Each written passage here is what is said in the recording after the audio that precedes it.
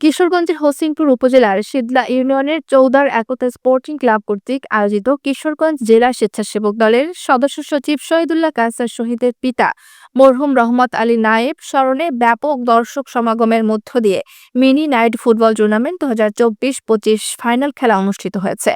মহা আয়োজন ও আলোকসজ্জায় যেন গ্যালাক্সি। এ প্রথম কোনো খেলায় উপজেলার গ্রামাঞ্চলের রেকর্ড পরিমাণ দর্শকের উপস্থিতি উচ্ছ্বাস।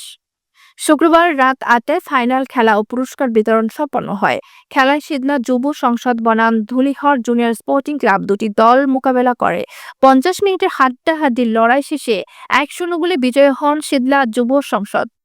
জেলা স্বেচ্ছাসেবক দলের সদস্য সচিব শহীদুল্লাহ কায়সার শহীদের সভাপতিত্বে প্রধান অতিথি ছিলেন জেলা বিএনপির সাধারণ সম্পাদক মোহাম্মদ মাজহারুল ইসলাম।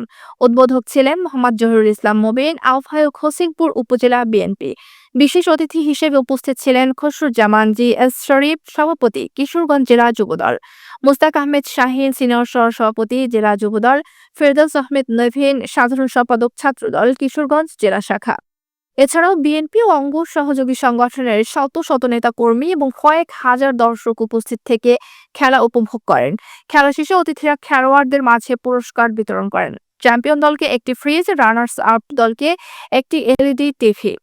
আয়োজক কমিটির সাথে কথা বলে জানা যায়, যুব সমাজকে মাদক ও অপরাধমূলক কর্মকাণ্ড থেকে দূরে সরিয়ে রাখতে এবং এই অঞ্চলের যুব সমাজের সুপ্ত প্রতিভার বিকাশ ঘটাতে এই আয়োজন করা হয়েছিল।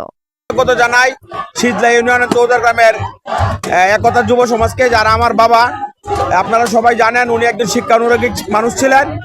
পিতলগঞ্জ উচ্চ বিদ্যালয় সহ পিতলগঞ্জ প্রাইমারি স্কুল, মাদ্রাসার বিভিন্ন প্রতিষ্ঠানে গড়তে তিনি সহযোগিতা করেছেন। ওনাকে স্মরণ করে আজকে যারা এই খেলাধুলা আয়োজন করেছে, আমি আমার পরিবারের পক্ষ থেকে, আমি আমার ব্যক্তিগত পক্ষ থেকে সবার কাছে কৃতজ্ঞতা এবং ধন্যবাদ জানাচ্ছি।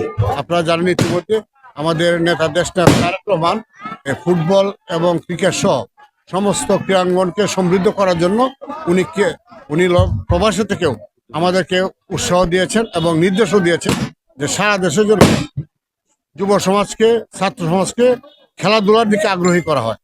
এটা আসলে এই মুক্ত পরিবেশ, একটা মুক্ত দেশ, নতুন দেশ পেয়ে আসলে সকলের মাঝে একটা উৎসাহ উদ্দীপনা লক্ষ্য করা গেছে এবং আজকের দর্শকদের যে উপস্থিতি, এটাই প্রমাণিত হয় যে মানুষ এখন মুক্ত, মানুষ এখন স্বাধীন।